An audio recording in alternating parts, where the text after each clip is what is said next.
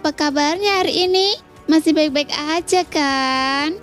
Di video kali ini kita akan melanjutkan cerita Donghua, Battle Truck Devon. Oke, nggak usah lama-lama lagi, kita langsung aja ke ceritanya. Saat ini, Xiaoyan menatap kosong ke arah keempat mayat kilin salju. Sesaat tak percaya. Baru setelah semua orang berkumpul di sekitarnya, dia mengambil inti sihir itu dan senyum mengembang di wajahnya yang tanpa ekspresi. Ya Tuhan. Xiaoyan terduduk di salju, menyeka keringatnya. Setakut setengah mati. Jarang sekali melihat Xiaoyan seperti ini. Nan Erming menggoda sambil tersenyum, tetapi sedikit ketakutan juga terpancar di wajahnya. Monster-monster yang putus asa itu sungguh tangguh. Feng Feng juga mendesah. Jingjing patas mendapatkan pujian atas pertempuran ini. Jingjing tersenyum dan menggelengkan kepalanya. Kalau bicara soal pujian, Qiu lah yang paling pantas. Seolah memahami percakapan semua orang, Qiu melompat dari pelukan King Mu'er dan berlari kecil menuju kaki Xiaoyan. Menatap cincin penyimpanan Xiaoyan dengan penuh semangat. Bahkan air liurnya menetes. Si kecil ini ingin mendapatkan pujian sekarang. Melihat penampilan Qiu yang menggemaskan, semua orang tersenyum. Rasa sayang mereka terhadap makhluk kecil ini semakin kuat. Hanya dengan muncul dan meraung, ia mampu membuat kilin salju bintang 7 tingkat menengah goyah. Bahkan menunjukkan kelemahan fatalnya. Jadi, makhluk kecil ini sungguh luar biasa.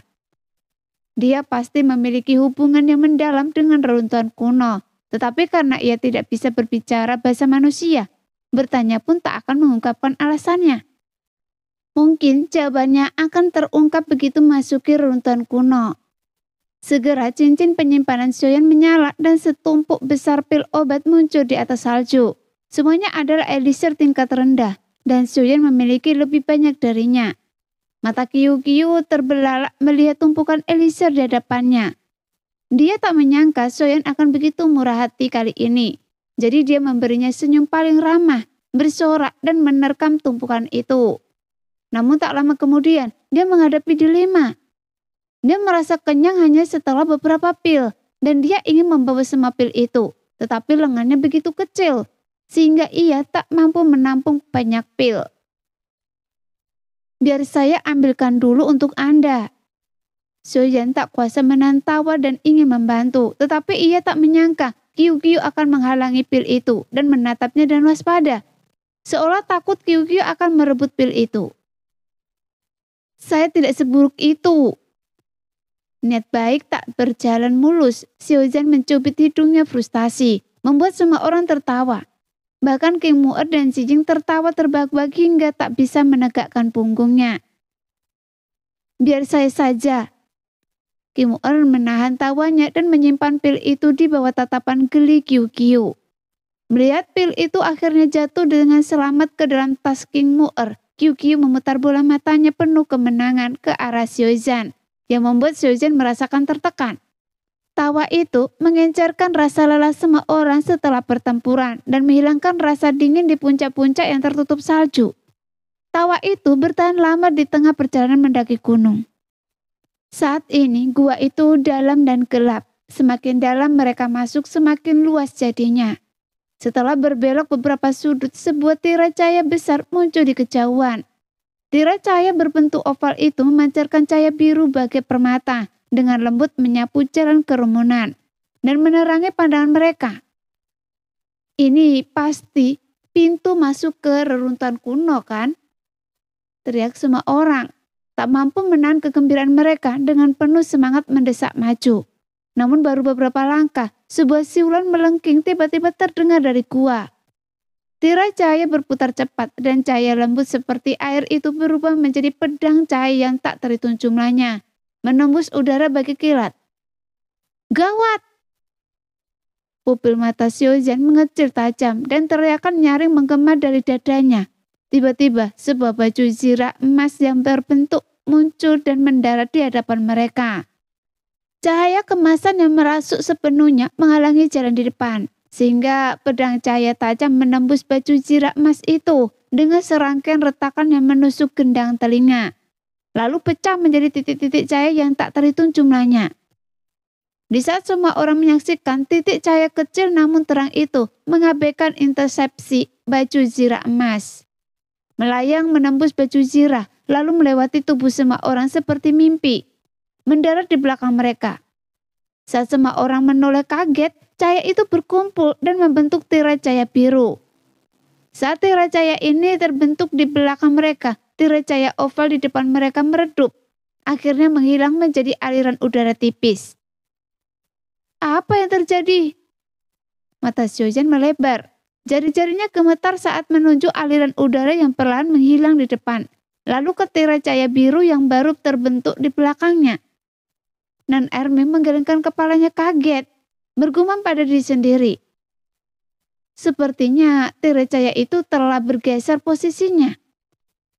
Mari kita lihat apakah saya bisa menembus tirai cahaya itu, kata Xiaoyan, mengerutkan kening. Dilihat dari bagaimana cahaya itu menembus tubuh saya, sepertinya tidak ada niat jahat. Akan saya coba. Longyi yang berani dan berhati-hati memanggil zirah petirnya untuk perlindungan dan melangkah maju menuju tirai cahaya. Saat Longyi mendekat, cahaya biru dari tirai cahaya semakin kuat, tetapi pedang cahaya sebelumnya tidak muncul.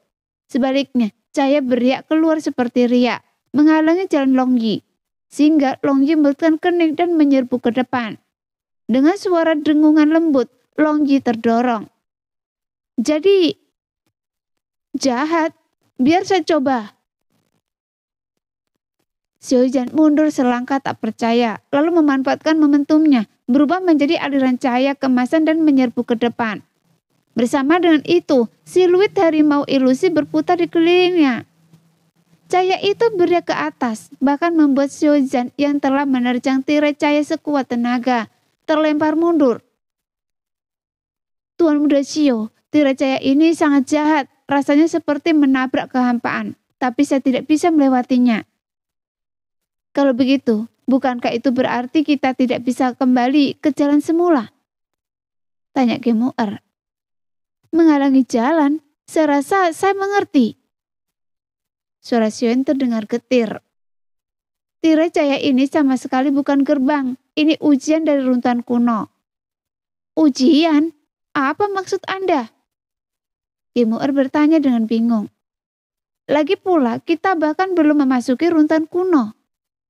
Xiaoyan menunjuk tirai cahaya dan berkata, tirai cahaya itu tidak bisa dihancurkan. Tujuannya adalah untuk menghalangi kita untuk mundur. Jadi kita hanya bisa terus maju. Jika kita tidak bisa melewati runtuhan kuno ini, kita mungkin akan terjebak di sini selamanya. Mendengar kata-kata Xiaoyan, semua orang tersentak. Antusiasme mereka yang semula tiba-tiba mereda. Tapi ini belum tentu buruk. Setidaknya tidak ada orang lain yang bisa masuk. Tirai hanya perlu mengurus runtuhan kuno ini tanpa perlu khawatir akan gangguan dari luar. Nada bicara Xiaoyan lambat dan tegas. Lagi pula, kita bertekad untuk merebut semua yang ada di runtuhan kuno ini. Apa bedanya bagi kita jika tirai cahaya ini menghalangi jalan mundur? Kita atau tidak? Meskipun begitu, Xiaoyan masih merasa sedikit gelisah. Kinlin salju yang menjaga di luar memiliki kekuatan seorang kultivator bintang 7 menengah ketika mereka bergabung. Bagaimana dengan di dalam runtuhan? Dia mengatakan ini untuk memenangkan semangat semua orang dan menginspirasi mereka untuk berjuang lebih keras lagi.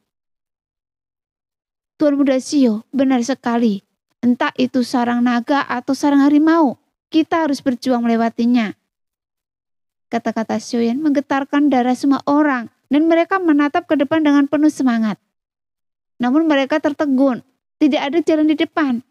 Tirai cahaya anehnya bergeser dari depan ke belakang, mengalihkan perhatian semua orang dan agak membingungkan pikiran mereka. Ditambah lagi, turbulensi tebal di depan menghalangi pandangan mereka. Sekarang, saat mereka mencoba bergerak maju, mereka menyadari bahwa kegelapan yang ditinggalkan oleh turbulensi itu bukanlah jalan ke depan, melainkan dinding hitam. Terkadang, Apa yang Anda lihat tidak selalu benar, kata Xiaoyan tenang, sambil menunjuk tanah di depan dengan jarinya. Dan jalan itu tidak selalu ada di depan. Bisa saja di bawah sana. Ikuti jari Xiaoyan, mereka melihat sebuah cekungan di bawah dinding, dan samar-samar terdengar suara angin bergema melaluinya. Jika ada angin, itu bukan jalan buntu. Ini adalah akal sehat dasar. Tuan Muda Xiao, Anda hebat. Bagaimana mungkin kami tidak menyadarinya? Xiaoyan tak kuasa menahan diri untuk menepuk pahanya sebagai pujian. Hentikan sanjungan Anda. Xiaoyan memutar bola matanya ke arah Xiaoyan. Ketika kekuatan jiwa Anda mencapai tingkat tengah tahap kehendak, Anda akan dapat dengan mudah mendeteksi detail-detail ini. Tuan Muda Xiao, kekuatan jiwa Anda berada di luar jangkauan kami. Xiaoyan terkekeh. Dengan bijak mengganti topik pembicaraan. Ayo kita pergi dan melihat. Lekukan itu adalah sebuah gua yang gelap dan dalam. Tak ada yang bisa dilihat. Seolah tak terduga tanpa jalan yang jelas menuju ke sana. Lekukan itu lebih mirip mulut monster mengerikan. Siap melahap siapapun. Membuat semua orang gelisah. Feng Bo mengeratkan cengkeramannya pada tongkat ujung angin kristal dan menyarankan. Tuan Muda Xiao, tempat ini penuh dengan hal-hal aneh. Sebaiknya gunakan kekuatan jiwa Anda untuk menjelajah kedalaman. Iya. Xiaoyan mengangguk mengerahkan kekuatan jiwanya. Hingga potensi penuh. Menyelidiki ke dalam lubang hitam itu. Sesaat kemudian alis Xiaoyan berkerut. Entah kenapa kekuatan jiwa saya hanya bisa mendeteksi jarak tertentu. Dan itu tidak terlalu jelas. Saya tahu ada turbulensi yang mengintai di dalam gua dan energinya tidak terlalu stabil. Selain itu saya tidak tahu apa-apa. Tidak mungkin. Seru semua orang kaget menatap kosong ke lubang hitam tanpa dasar itu. Bahkan kekuatan jiwa pun tidak bisa mendeteksinya dengan jelas. Jadi ada apa di bawah sana? Apakah masih ada binatang purba di dalam gua? Bisakah mereka mengendalikan Ki untuk terbang? Kita tidak tahu apa yang harus kita lakukan. Serangkaian kekhawatiran terdengar dari mulut semua orang dan suasana menjadi tegang. Untuk apa terlalu banyak berpikir? Turun saja dan lihat. Nanti Anda akan tahu. Lagi pula tidak ada jalan keluar. Xiaoyan tidak tahan lagi dengan suasana yang menindas itu. Dan dengan itu, dia hendak melompat ke dalam gua. Tunggu! Kalau kita harus melompat, saya akan melompat duluan. Teriak Xiaoyan, mencoba menghentikan Xiaoyan, namun yang lain menolak. Sungguh konyol, siapa yang boleh melompat duluan? Xiaoyan tidak boleh melompat duluan. Bagaimana jika terjadi sesuatu? Tiba-tiba, Qiu yang sedari tadi terbaring patuh di pelukan King Mu'er.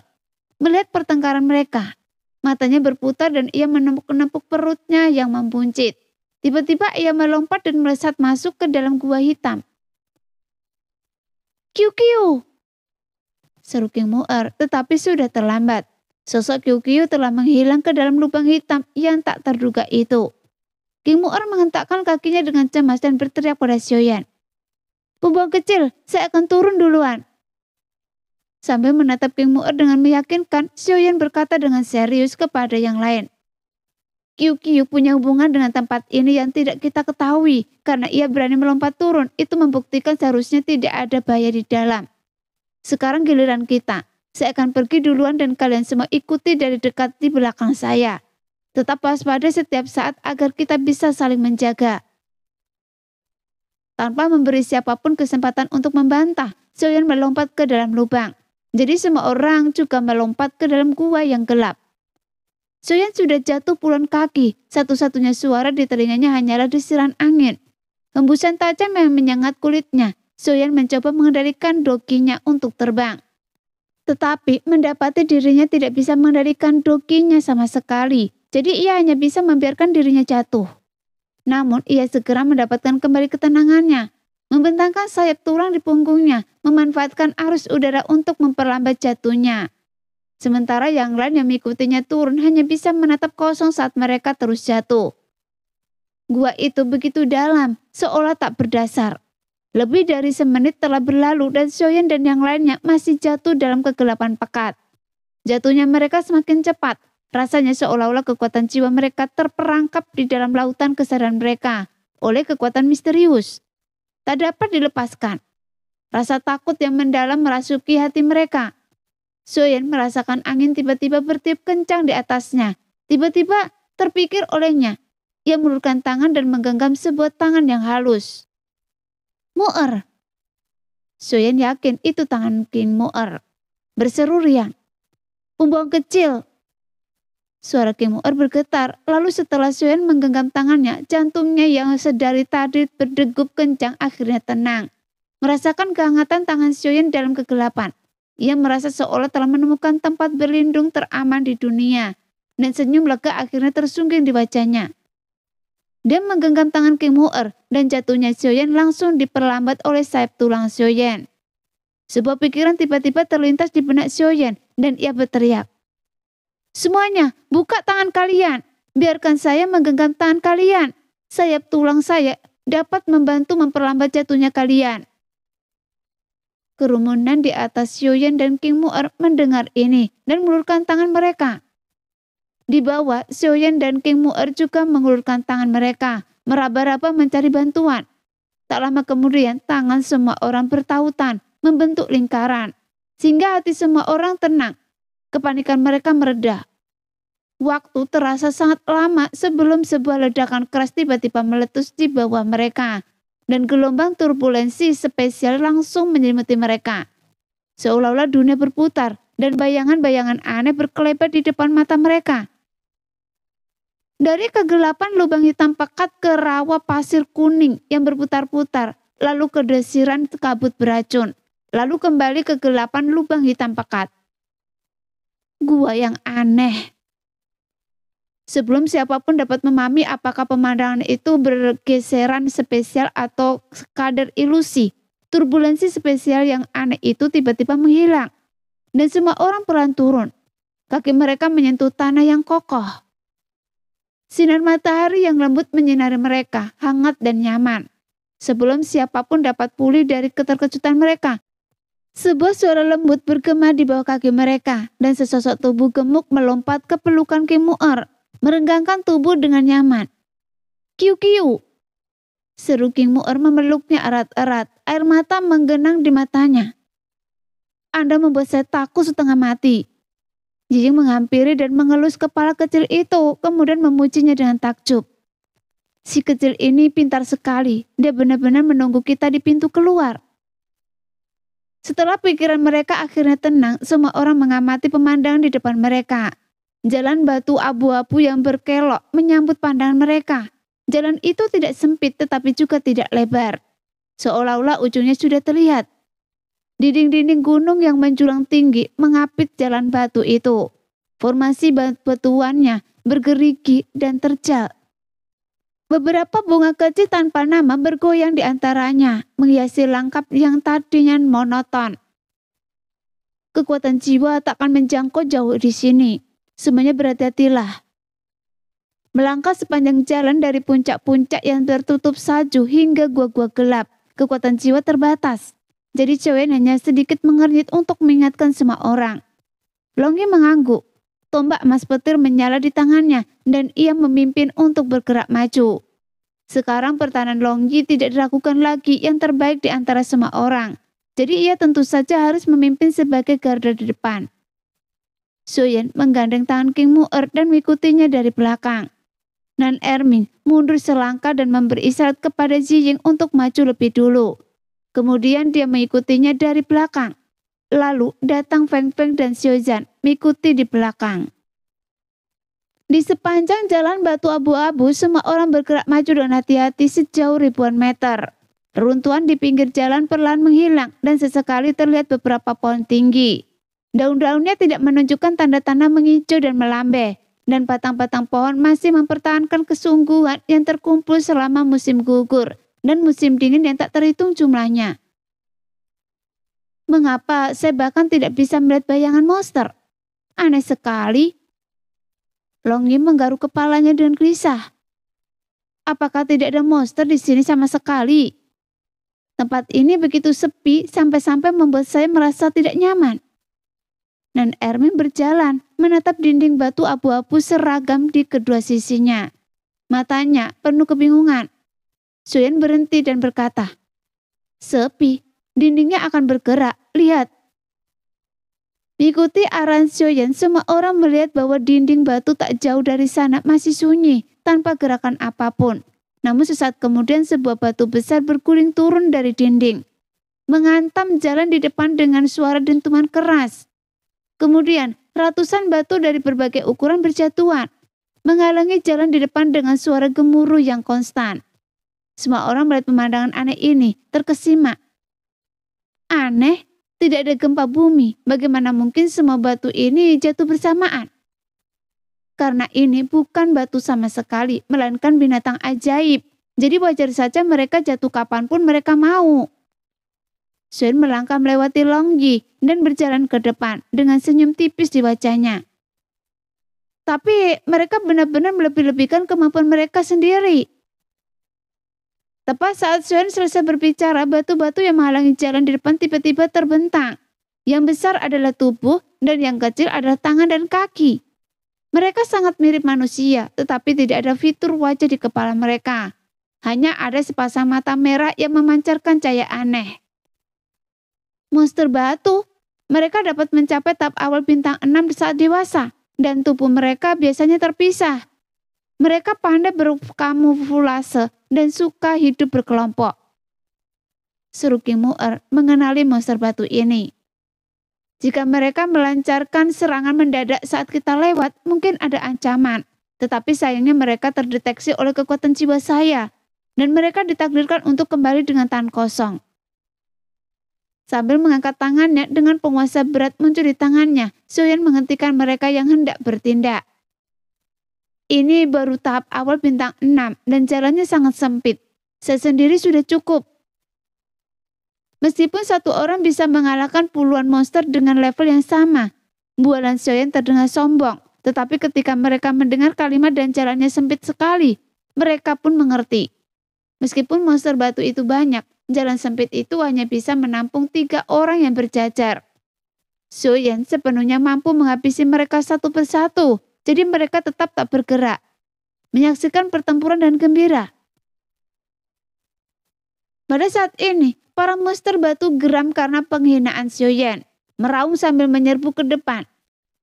Menatap dingin monster batu yang menyerbu, Soyan mengayunkan penguasa abadi api surgawi, dan semburan api ungu merah mengejutkan area abu-abu di sekitarnya. Menghantam monster batu terdepan dengan kecepatan luar biasa.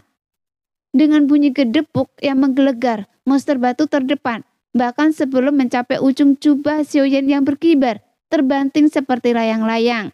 Terpental mundur di udara, meremukkan monster batu di belakangnya dan hancur berkeping-keping, menjadi tumpukan kerikil dengan berbagai ukuran. Puluhan monster batu yang menyerbu dengan berisik tiba-tiba terdiam. Mata mereka secara naluriah tertuju pada rekan-rekan mereka yang gugur, membeku di tempat oleh pukulan Soyan yang menggelegar. Siapapun yang menghalangi jalan saya akan mati. Dengan teriakan pelan, penguasa abadi api surgawi berayun mengikuti langkah anggun Soyan. Setiap kali mengayunkannya, sesosok tubuh yang berat melayang ke udara. Dengan sapuan horizontal, seekor monster batu terbang, menghantam dinding batu dan membenamkan diri di dalamnya. Dengan serangan vertikal, monster-monster lain hancur berkeping-keping. Sesaat terdengar lolongan panjang yang tak terhenti-hentinya. Kemudian, keheningan yang mematikan menyelimuti. Saat puluhan monster batu musnah total. Kimuer yang belum pernah melihat Soyan bertarung sendirian, terbelalak lebar hingga akhirnya ia kembali tenang. Kemudian dia berseru kaget. "Pembohong kecil, bagaimana Anda bisa sekuat ini?" Soyan tersipu malu dan menjawab dengan rendah hati. "Medannya saja yang menguntungkan." Soyan tertawa terbahak-bahak dan berkata, "Nona Muer, sekarang Anda mengerti mengapa saya tidak setuju untuk bergabung dengan Anda dan Ziying dalam pertempuran melawan Tuan Muda Xio.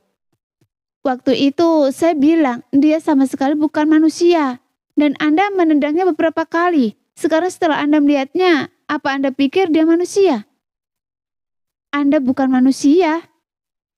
Ki Mu'er cemberut bangga, berjalan menghampiri dan meraih lengan Xiaoyan lalu bertanya, siapa yang bertanggung jawab mengambil inti sihir?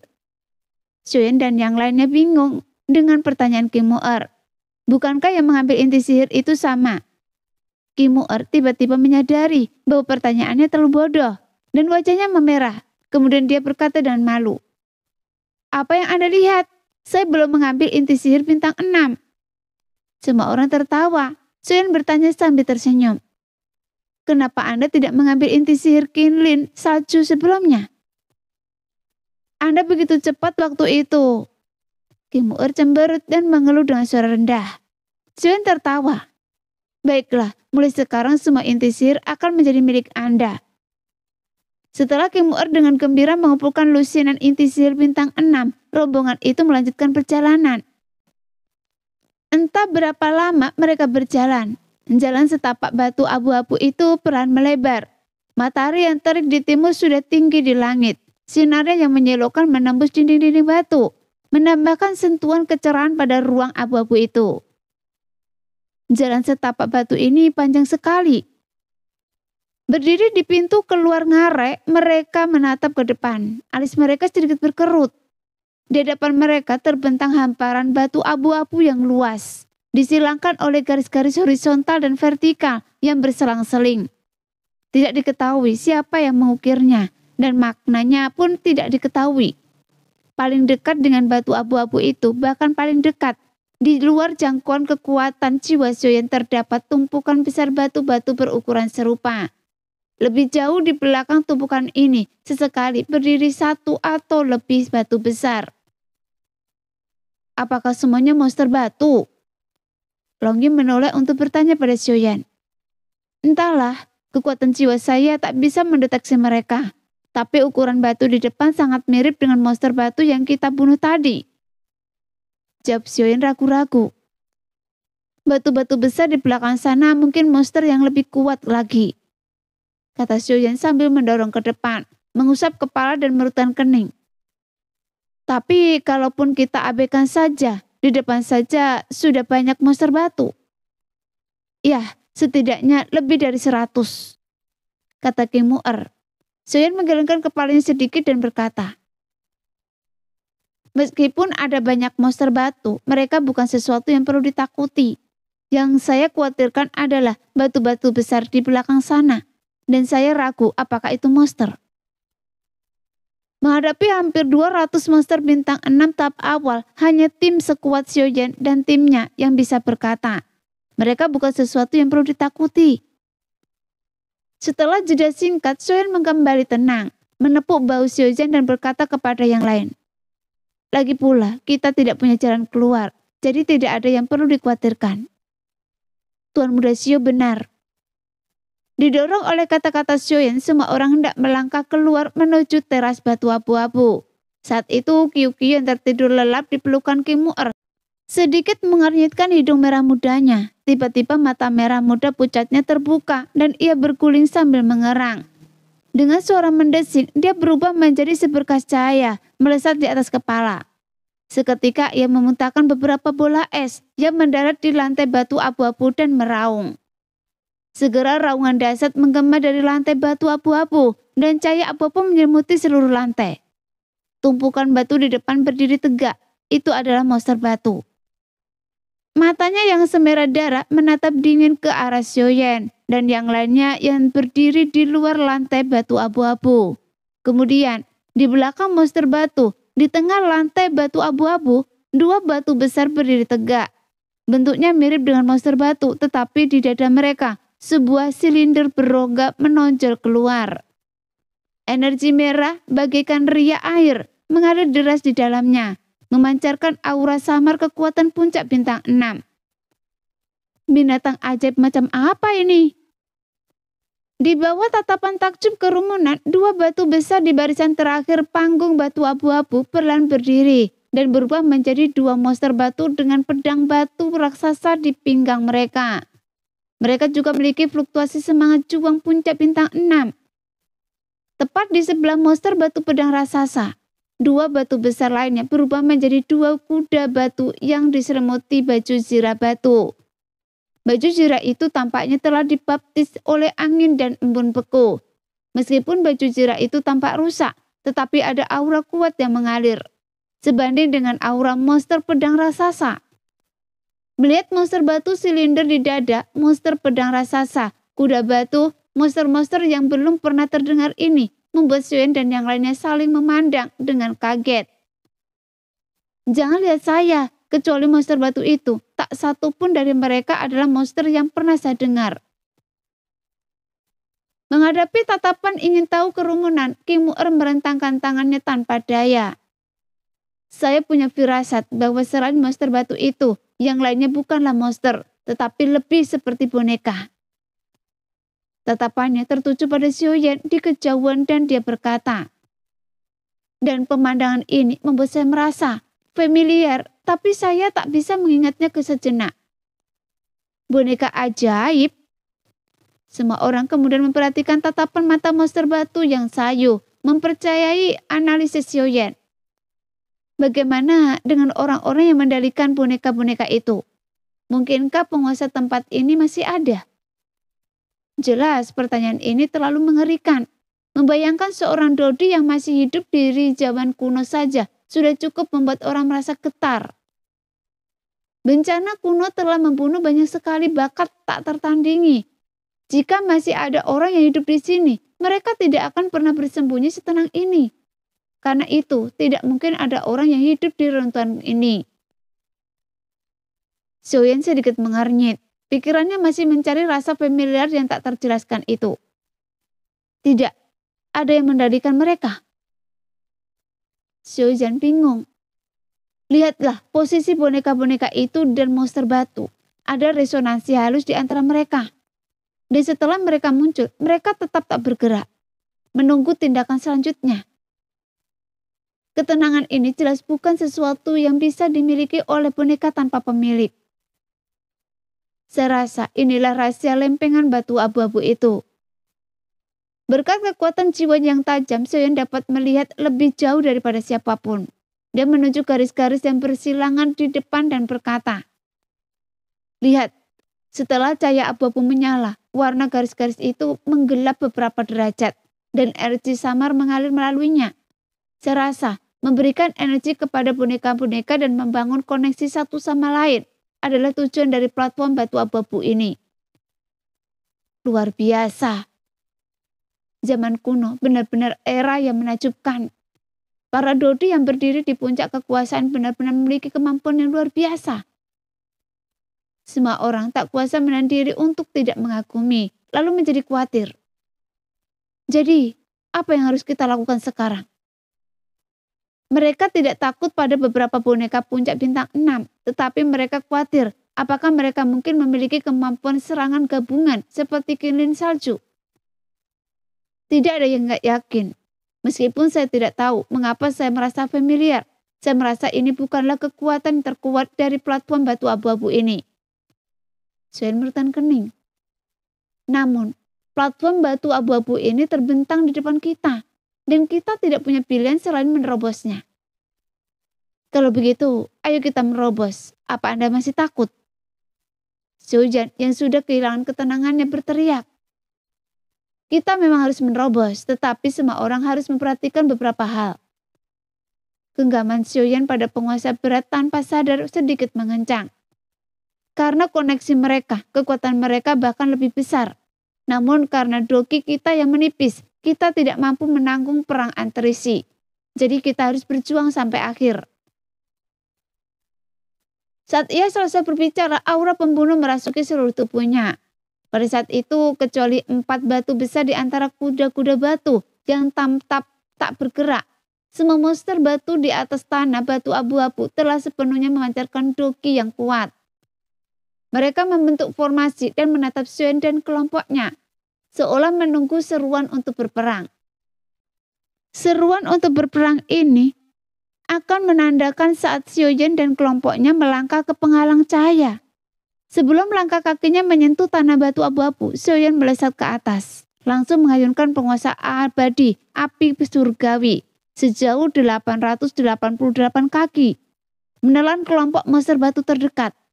Hampir 30 monster batu terperangkap oleh api surgawi. Mata mereka yang merah padam dipenuhi kepanikan. Tepat saat bayangan kematian mendekat, dua monster batu raksasa di tengah meraung dan ganas. Pilar-pilar cahaya melingkar berongga di dalam dada mereka, berputar-putar merah, dan dua sinar merah darah yang cemerlang menembus udara. Namun Xiaoyan bertindak seolah-olah tidak menyadari sinar merah tua itu. Ia menyinari ke bawah dengan penguasa api langit surgawi. Seketika menghancurkan hampir 30 monster batu menjadi serpihan. Udara terkoyak oleh energi yang dahsyat dan sinar merah tua itu mendekat dalam sekejap. Tepat saat mereka hendak menyerang Xiaoyan, sesosok emas melangkah di depannya. Segera, di bawah suara teredam percikan api beterbangan. Cahaya kemasan memancar dan ledakan dahsyat itu mengirimkan hembusan udara yang tak terhitung jumlahnya di depan Xiaoyan. Saat hembusan itu menghilang, Long Yi muncul. Tombak di tangan baju zirahnya berkilauan dengan kilat. Tubuhnya masih tegak. Xiaoyan tersenyum pada Long Yi, lalu tanpa henti menukik ke arah monster batu dan melancarkan serangan bertubi-tubi. Pasukan Xiaoyan meraung, mengikuti Xiaoyan ke dalam kepengepungan. Dengan cepat bayangan penguasa menembus udara. Tombak racun membumbung bersama kabut. Bila-bila es melayang tak menentu. Bayangan cambuk berubah menjadi bentuk yang tak terhitung jumlahnya, dan tinju emas menyambar petir. Tiba-tiba, monster-monster batu itu roboh seperti rumput kering yang tersapu angin musim gugur. Para boneka itu murka. Monster batu pembawa pedang yang memegang pedang batu meraung dan melompat tinggi. Mendarat di punggung seekor kuda batu berzirah. Mendesaknya untuk menghunus pedang dan menyerbu ke arah mereka dengan suara angin yang pecah. Pertama, tembus! Long Yi berteriak dan dalam kilatan cahaya kemasan, ia berubah menjadi naga guntur emas 9 mendalam. Tubuhnya yang panjangnya 100 kaki terentang di hadapan kerumunan. Mata emasnya yang besar mengamati monster batu itu dengan dingin. Melihat itu, kuda batu itu berlari kencang dan monster batu yang membawa pedang itu mengangkat pedang batunya tinggi-tinggi. Menebas Long Yi dengan kekuatan yang tak terhentikan. Long Yi sedikit mengernyit dan menerjang dengan cakarnya yang seperti tombak. Suara nyaring bergema di depan naga guntur emas 9 mendalam. Namun bahkan pertahanan Long Yi yang tangguh pun tak mampu menandingi 4 boneka 6 bintang puncak. Kedua kuda batu itu memanfaatkan kemunduran Long Yi, menerobos pertahanannya dan mendarat di tepi monster batu itu. Monster batu yang membawa pedang di atas kuda batu itu membalikkan pergelangan tangannya. Dan ujung pedang itu berubah menjadi 2 garis cahaya putih yang menyapu ke arah kerumunan. Seperti yang diharapkan dari sebuah boneka. Bahkan gerakannya pun tampak seperti tiruan. Meskipun kelompok itu dengan cepat menghabisi lebih dari 80 monster batu, hampir 100 yang tersisa. Dengan tambahan 4 boneka tingkat puncak bintang 6, tekanan semakin meningkat. Long Yi yang berusaha menangkapnya kembali. Sekarang tertahan oleh 2 pilar cahaya merah darah yang terus-menerus. Pupil mata Xiaoyan menyipit saat ia menerjang ke depan. Cakarnya terentang. Tubuhnya dilindungi oleh baju zirah emas. Bayangan yang terkondensasi dari semangat juangnya melesat dan menari-nari. Menenun jaring yang tak tertembus. Dengan arogansi yang luar biasa, ia menyerang monster batu bersenjata pedang dan kuda batu berzirah di sebelah kanannya. Demikianlah cerita hari ini. Kita lanjut lain hari ya guys ya. Bye-bye.